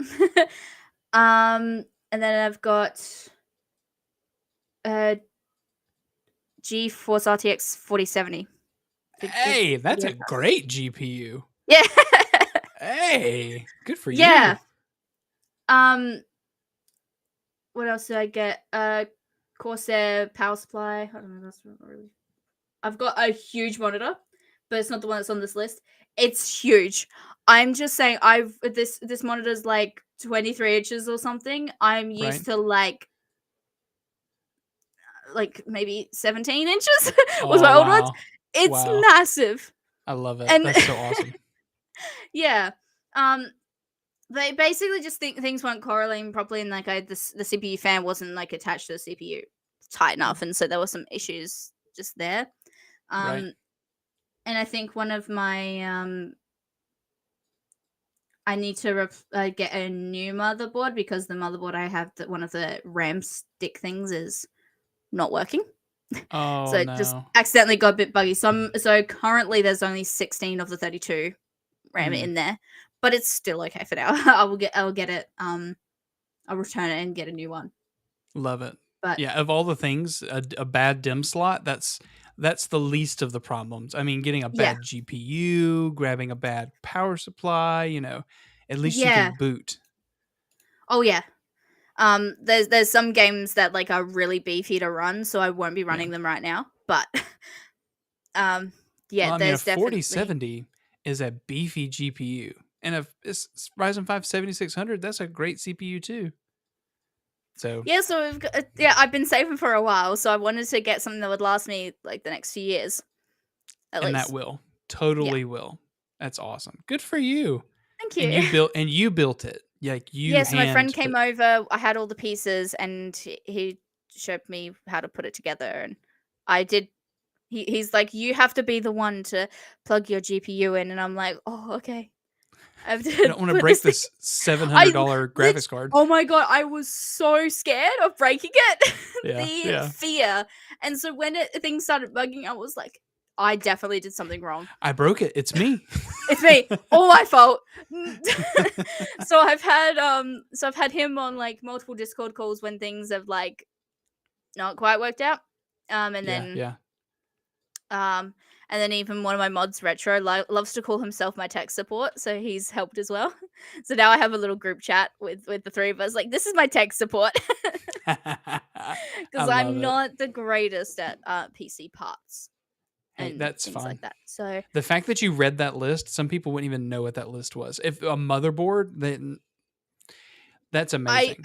I just looked at it. There's so many more words in each of the things, but I'm just like, which one looks like the most important part that would make you understand what it is? I love it. That's so awesome. Yeah. Okay, and then next, I think let's do. Oh man, there's so much to unpack. I don't want to go too far. So let's do one more question. Okay. If Twitch, okay, so you're on Twitch, you're committed to Twitch. Ever thought about leaving the platform? You're committed to it. You're stuck. That's your platform. And if so, Yeah. why stick with Twitch? I understand Twitch. So I think so I understand how the platform works. Um there's still like some things I don't disagree with what they're doing. I have never thought about leaving the platform entirely. Hmm. Um and that's because people know Twitch as the live streaming platform. And so majority of viewers are there. I have thought about going onto like a Kick occasionally, not multi-streaming, but like just like maybe a day or so on Kick. I've seen like JC, my friend JC, he does a lot on Kick as well. And I love seeing him because he's a different person on Kick than he is on Twitch. He's Oh very wow. community. He plays a lot of Jackbox with his community on Twitch because that's what his community loves doing. But he does his music streaming. He plays guitar and stuff on Rocksmith on Kick, and so he's Wow. one of the leading people in the music category on Kick. And I just find that really like admirable. Like he's doing both. He's doing what Yeah. he loves. He loves making music. He used to be in a band and he's made music. He loves it. Right. Um, Right. and so I love seeing him make that change for himself. Um, I don't know what sort of different thing I could bring to Kick if I was to move over there. Um, or do a bit of both. I think it would just be to try it, see how it is. Right. Um, I think it's definitely says something when some of the biggest streamers like XQZ goes over to Kick. Like, I think that really like says something about like Kick wanting to stay around for a long time. So it wouldn't be such a bad idea to try it. Right. Um, Right. but I would love to like start and grow on my YouTube to then like put my VODs on there, make other YouTube content, turn my Twitch stuff into YouTube content as well.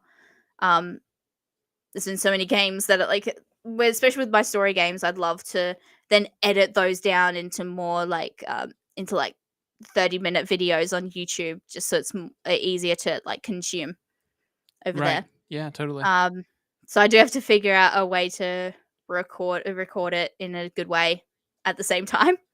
Right. Um, Yeah. that is something I will do a lot of research on because I know there's a way. And I will figure that out. Um, but yeah, I think I also love my content's very different on TikTok as well. Um, I love your you've TikTok. seen that, I've said this before. I love your yes. TikTok because it's dichotomy, and I love that. I feel like TikTok's one of those things where I will like occasionally share clips and things as well. Um, but it's the short form is not something I'm used to or super confident in. And I'm not very like a skit person or a dance person, but I would love to like I think it's just fun to be silly and do something Yeah. completely random, off Yeah. Yeah. topic. I find sounds that I like and I'm just like, why not? We just like jam around in my room. Why not? Like and I think it shows a part of me as well. I think it makes you more relatable. I Yeah. think if somebody found that and knew you were a Twitch streamer or came from that to your Twitch stream, I think it makes them connect with you more. Because then I've they're had not a just couple seeing you as, people do that. yeah, And it's been amazing. Um awesome. and there's also been some people who like saw like my Twitch and then went over to the TikTok thing and they were like, "That's just like really different for you," and I'm like, "Yeah, it's Uh, just random. but again, even when I went over, I was like, "Whoa, that's not what I It's not what you anticipated." But I was expected." Yeah. no, but I was like, I feel like I connect with them so much more. So I think it's great. So in my opinion, the more you can do that, the better. That's like my latest video that popped off. I put up the beginning of this last month. My son was in here, and like maybe 45 minutes, not minutes, but 45 seconds of that was him walking in here and looking at the product I reviewed. Right? That video blew up, and I've gotten a ton of comments like, loved the bit with your son, loved that opportunity with your Yeah. son. And it's not that I've never wanted him to collaborate. He knows this. He literally comes in here, like walks up to this, and he thinks this is like a announcer thing for Lego, uh not Lego, like That's Hot Wheels adorable. stuff. And so I he'll like love talk, and that. he'll be like, let's go, race.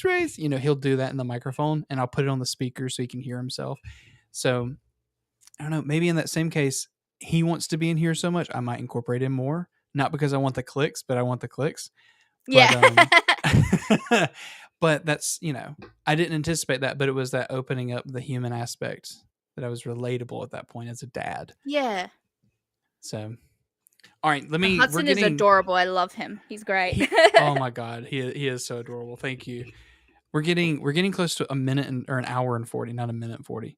Let me switch gears and I'm gonna ask you, out of all of this you mentioned earlier, do you have questions you want to ask me? And then we'll get to chat questions, and then we'll give it a call. I was thinking about this when you asked Wax, and I was like, what could I ask? And he literally asked what I would have asked as well. Just like the organization, I struggle a lot, and that's just me as well. Just me in Right. general. Um, like, and you send out such good stuff. Like, it's very admirable. I like really hope to live up to that. Aw, I thank do. you. I appreciate that, but I I am just a weird old man sitting in a room with a whole bunch of You're not crazy old. Stop it. lights. You're not. No, no, no. Stop that. You can't. You can't say that. That's like. Can't Well, I believe you appreciate lie that. like this. Thank you. I appreciate um, that. I would say,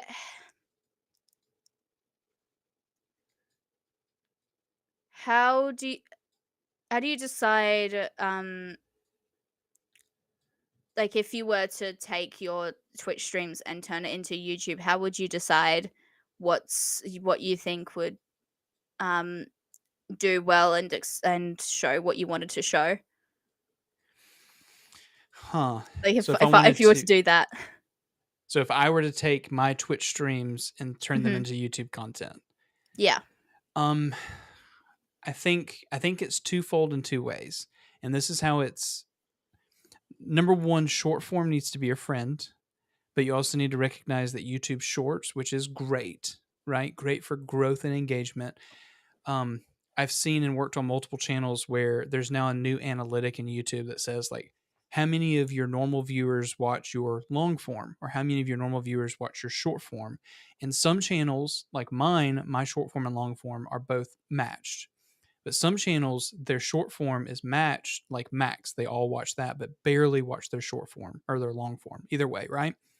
So you have to be making sure that whatever you do content wise is consistent. So, number one, if you're going to do gameplay, especially if you're a small streamer, be narrow it down to one thing. So, either pick a game or a genre or a style, something like Rob. I am Rob TV right now is doing PlayStation achievements 100%.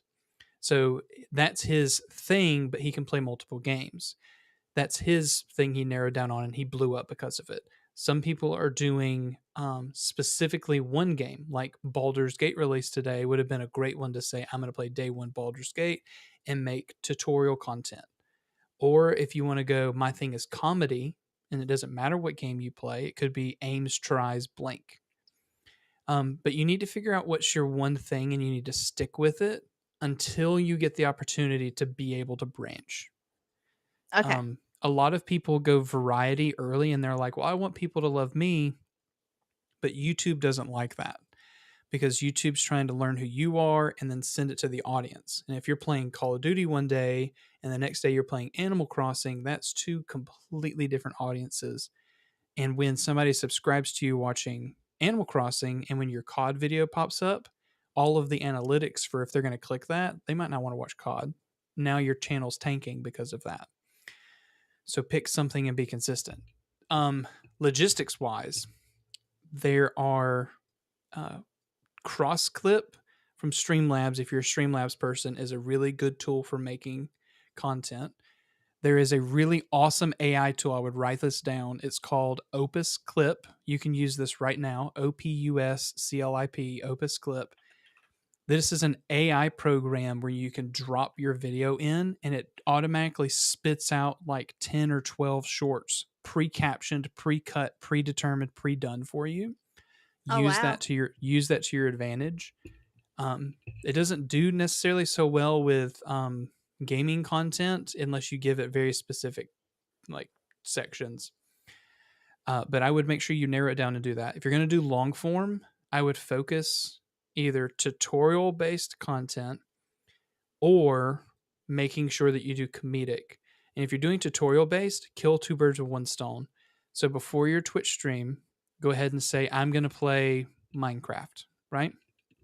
If it's a tutorial based thing, go ahead and say that during your stream, at some point, you tell your chat, hey, I'm going to go ahead and I'm recording this part for this YouTube video. Have your chat on screen. You'd be like, guys, if you want to be in a YouTube video, just type it up, right?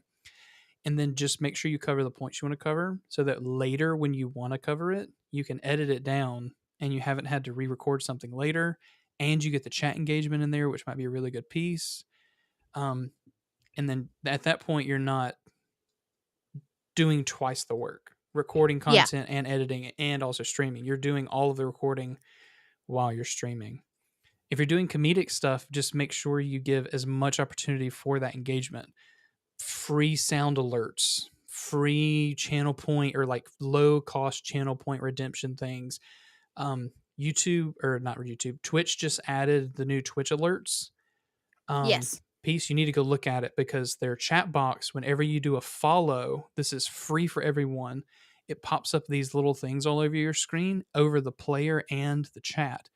But they'll do free text to speech for your channel points as well, which a lot of programs don't do, like Stream Hmm. Elements and Streamlabs. So if you have channel points, you can actually set one that's do text to speech for channel points and make them do a custom message so you can have your chat be able to do some cool things in response to you and it be able to come Yeah. through as a recording. So I I would didn't know they had the TTS. I've been using Blurb, I think, or Sound Alerts has a TTS thing, and I just put it to 0 bits and stuff. Yes. Yeah, yeah. And whatever works, as long as like Blurp and both of them, Blurp and Sound Alerts have a 0, but I'm talking about like the TTS. Like if it's, tell me a dad joke or something, and they actually Mhm. like very quickly be able to do that. You're able to hear the dad joke from chat.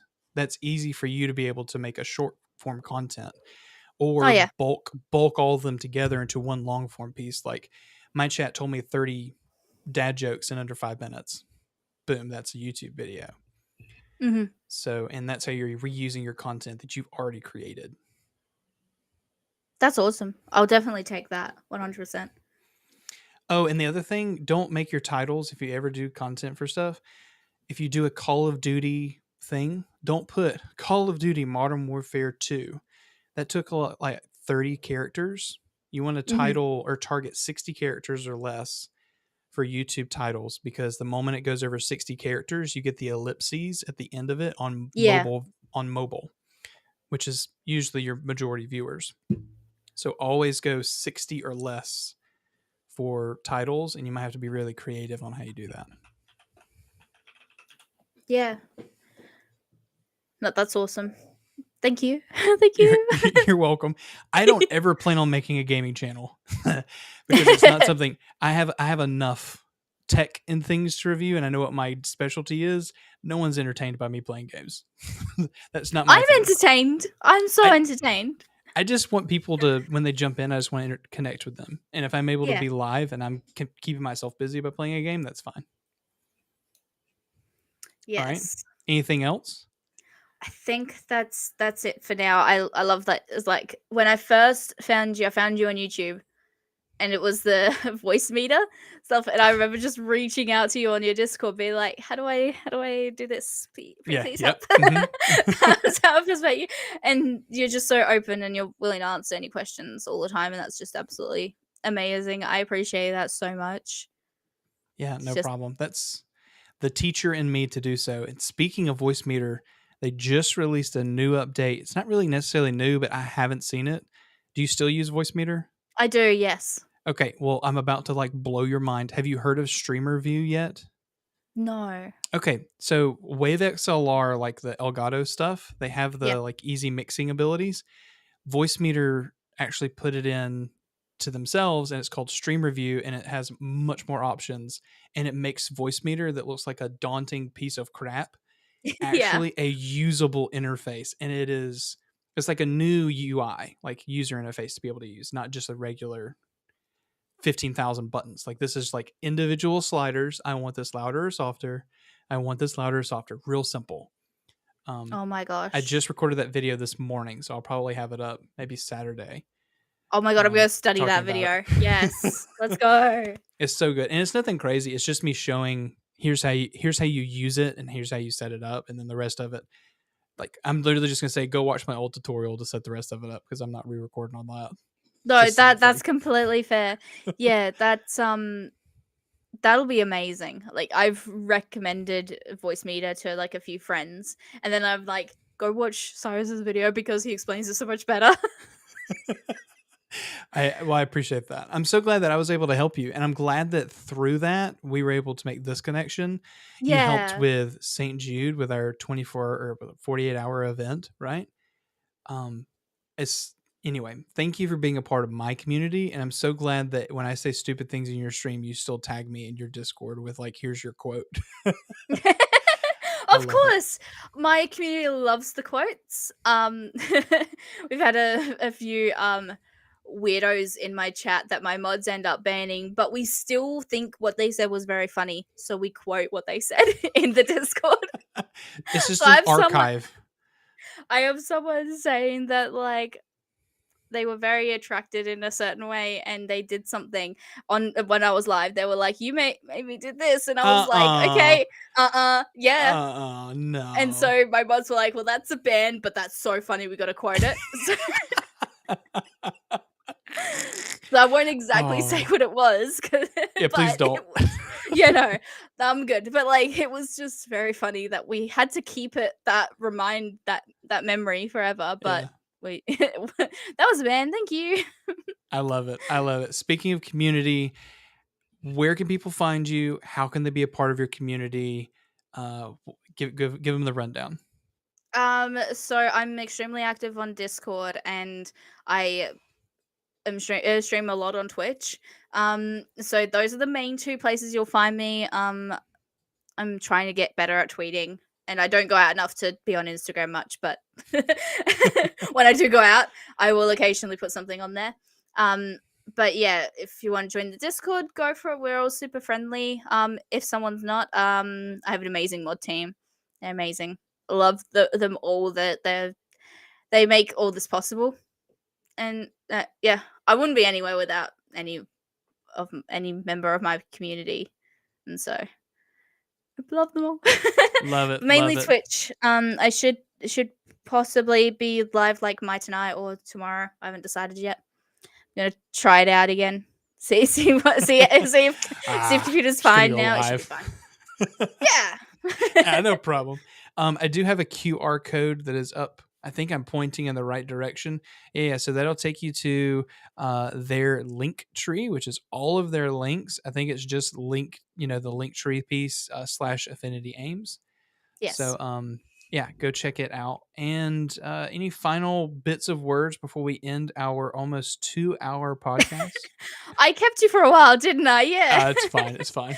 At the beginning, you were like, "Oh my god, we've slotted an hour, but we can." I kept you for almost 2 hours. It's all good. Thank you. I'm okay with it. Thanks for giving me this opportunity. I really appreciate it. I know it's very late at night for you as well. So, thank you so much. I love everything that you do, and letting me come on here is just amazing. It's very heartwarming. Yeah, and thank for everyone who's come in and heard about me. Yeah, I totally. really appreciate it. Chat, thank you so much. We just had 2 people scan the QR code that I just put up, which is amazing. Everyone in chat, thank you so much for stopping by. If you're listening to this on a podcasting platform, please make sure you check out our live streams. I post them on all my platforms before they go live to make sure that you know when they're going to happen. But they'll also be on YouTube. If you want to watch them as a video, there will be a actual playlist on my channel page for the streamer showcase. So Ames, let me just go ahead and say you are an amazing person. I am so thankful that you connected with me over a help piece that has turned into the opportunity of saying that you being as selfless of a person to help kids with autism, which is amazing and is close to my heart, who also has time to be able to be a part of events that do raise money for charity, not only for me, but also on your own events that you do for charity, which is awesome. That is so heartwarming and makes me feel good about the people of this world, that there are people like you that are willing to help others rather than think of themselves first. And you're a perfect example of that.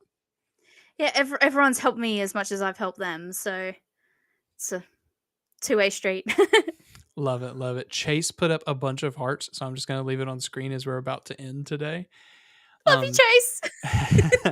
Guys, thank you so much for the podcast and for listening today. If you want any more information, please make sure you check out my YouTube channel. Please make sure you check out my website, darkencyrus.com. But most importantly, please go check out Ames and be able to give them as much love as possible. They have a great platform and they're definitely worth your time. So everyone, y'all have a great You're gonna make me cry. Everyone have a great day, night. I appreciate it. All right, peeps, enjoy, love thou, goodbye.